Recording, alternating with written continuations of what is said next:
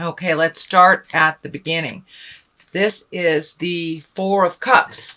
And usually this depicts searching for something new. Could be a job, could be friendships, could be really looking at what to do next.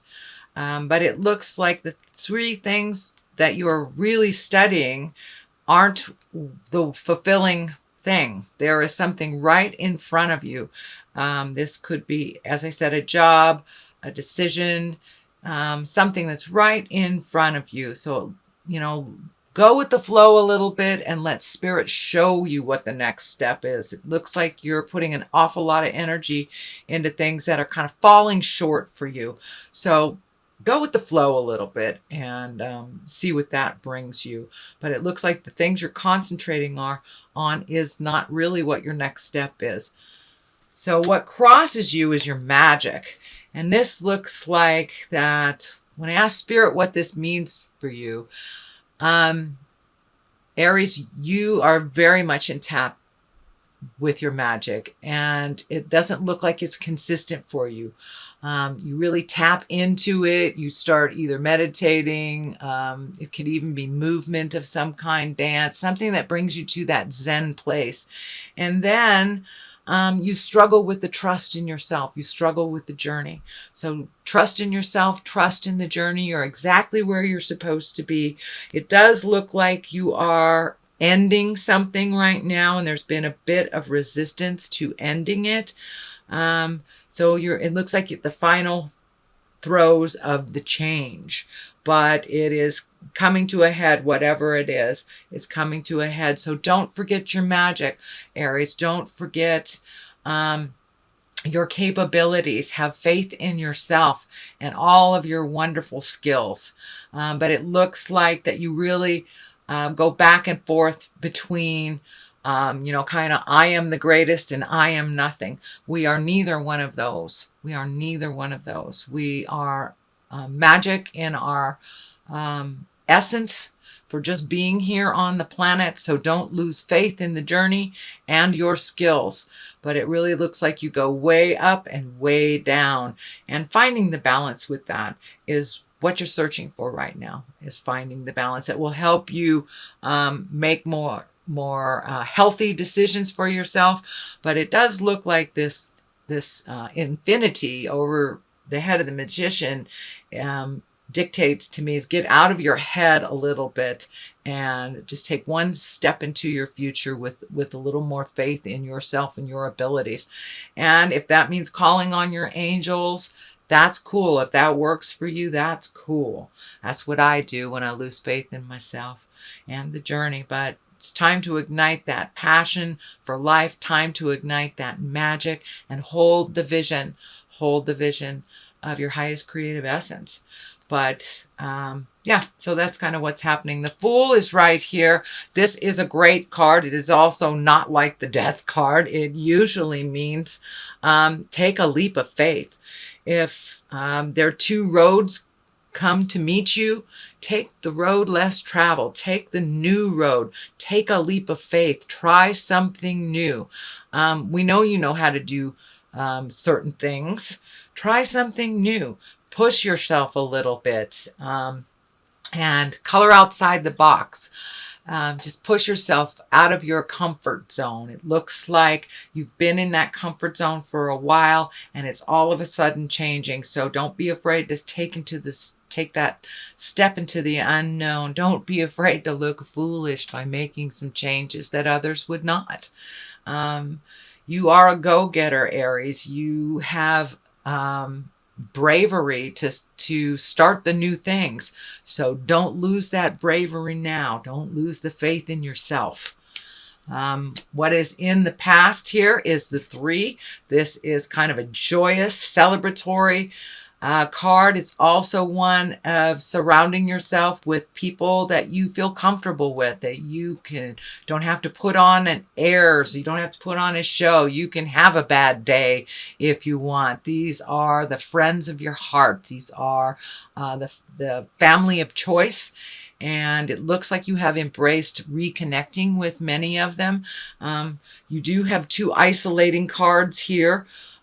So that is something that you do, go into the cave and come out. It looks like you've been coming out of the cave more recently and joining a little bit more celebrations.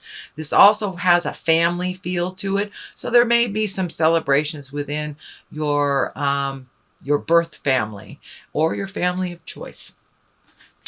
So this is also a 4 here.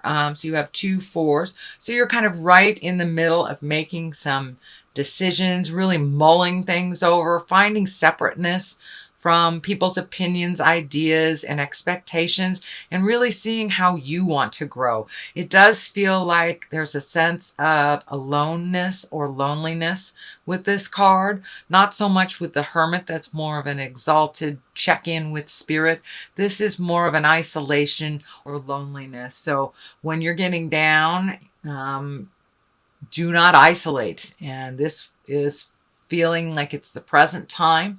So come out of the cave a little bit. And but it does look like you're figuring things out. Sometimes you got to take a step into the sunshine to get a new perspective. But it looks like you're kind of mulling over the same ways that you've done things in the past, which is here. And it's really like the new and the brave, and trying something new and different, and trusting in your skills and your abilities to either learn something new or to jump in. But this looks like a very fearful card. You're isolating a bit. The changes have scared you. The changes are happening anyway, so you might as well jump in there. And you're actually doing really well with these changes. But you'll take like 2 steps forward, 1 step back, which is the normal process. There's nothing wrong with that, Aries. It's just not as beneficial for you to keep doing that instead of just trying. So jump through that fear and try something new. This is the 7 of Cups. Looks like some emotions have been ignited, some fears have been ignited, and it also looks like maybe you're not looking at a situation honestly for what it is. It's kind of got a dreamy quality about this. So doing nothing about a situation is a choice that have consequences. So step into those fears, make those new choices, communicate if some things have changed. And now it's time to really up your game. You can do this, and you are being tested. You're being tested on coming out of the cave and really putting your skills and your choices to work here. It feels like you have hung back on doing a lot of things, whether people have done it for you or whether you were unable to do it. There are things now that are part of your responsibility that feels like you're ignoring a little bit. You're ready for it. You're very capable. So jump right in there. Just take one thing at a time. But look at the situation honestly and how it is presently, not how it was in the past, not how you like it to be in the future, but how it is presently. And now it's time to up your game and really take a look at what you want to do for the rest of your life. This is also a card of kind of redoing your bucket list. Once you embrace how things really are, your dreams, hopes, and desires tend to shift. So that looks like it's shifting too. As your knowledge and your confidence are coming into play, your hopes, dreams, and desires are changing a bit too. So the basis of all this is really finding your balance, sweet Aries, really finding your balance. Those changes have already taken place. Some are fully embraced, some have fully changed, and others are the beginning of those changes. There seems to be a little anger and resentment on the changes that you didn't have control over. That is holding you back from you flying into your greatness. And know that Spirit doesn't give you anything you can't handle. So you are currently looking at what you need to change, but take that first step into the unknown waters here and make those changes. Put yourself out there a little bit. But your fear has held you back from your greatness. in many respects, or you've handed it to others. So now it is time for you to grab hold of your greatness and move that energy. I'm also seeing this sixth chakra here, or this knowingness, light up. It does look like you're becoming more and more in line with your magic, with the spirit of your heart. And for some of you, that is religion. For others of you, it's spirituality or just getting out in the world. It does not necessarily mean God. I do not mean to test anyone's belief system, but it does look like you are incorporating much more spiritual matters and realizing that there's a big picture there and you're a part of it. You're very important to that big picture. So now it's time for your contribution. The King of Cups is here.